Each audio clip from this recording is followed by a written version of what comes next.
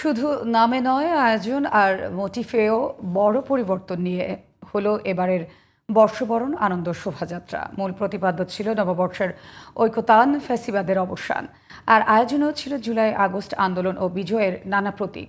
২৮টি জাতিসত্তার মানুষদের অংশগ্রহণ ভিন্ন মাত্রা দিয়েছে আনন্দ শোভাযাত্রায়। অংশগ্রহণকারীদের মনে আনন্দের পাশাপাশি ছিল নতুন বাংলাদেশের অঙ্গীকার। সাদুল ইসলামের রিপোর্ট।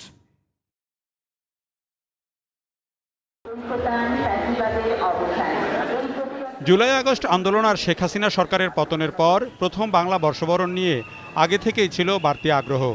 মঙ্গল শোভাযাত্রার নাম বদলে বর্ষবরণ আনন্দ শোভাযাত্রা নামকরণ আর আয়োজনের মাত্র দুদিন আগে মূল মোটিভ পুড়ে যাওয়ার ঘটনা নতুন মাত্রা যোগ করে বর্ষবরণ আয়োজন ঘিরে।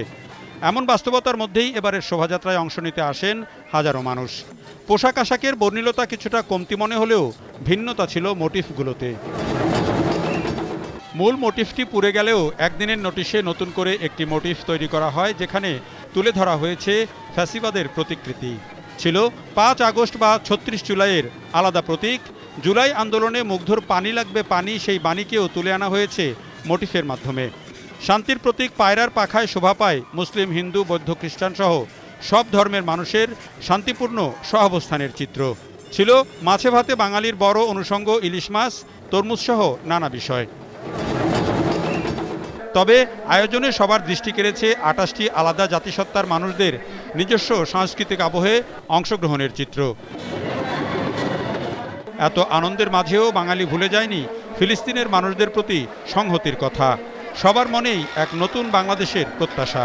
পুরাতন সব কিছু ফেলে দিয়েছে, নতুন করে আবার আমাদের সব কিছু নতুন করে, সো নতুন বছর সব কিছু নতুন হবে, এটাই সবার কাছে কাম্য আর কি। সকলেই যাতে সম্প্রীতির সহিত এদেশে আমরা বাঙালি হিসাবে সকলে এই সংস্কৃতিকে ধারণ করে লালন করে যাতে আমরা বাস করতে পারি, তারই লক্ষ্যে আমাদের এই শোভাযাত্রায় আসে। It's so amazing. There is a lot of people. This is the first time I joined this program, so this is really amazing. Shubha Navabarsha. আনন্দ শোভাযাত্রার আয়োজনে সংস্কৃতি উপদেষ্টার কণ্ঠেও ছিল নতুন এক বাংলাদেশ আর নতুন সাংস্কৃতিক জাগরণের প্রত্যয়। বাংলাদেশের সাংস্কৃতিক ঐক্য এবং সম্মিলনের পথে একটা বড় ধাপ।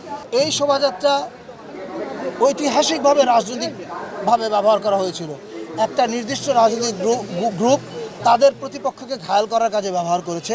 আমরা এবার শুধুমাত্র ফ্যাসিস্টের মুখোপাধ্যায়, কারণ ফ্যাসিস্ট কোনো রাজনীতির অংশ না, সে সকল সবচেয়ে বড় অশুভ শক্তি।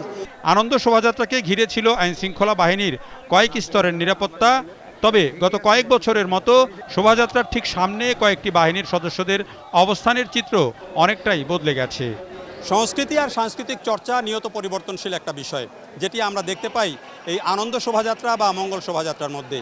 এবারের যে আনন্দ শোভাযাত্রা, সেখানে বড় আকারে জায়গা পেয়েছে জুলাই আগস্ট আন্দোলনের বিভিন্ন বিষয়।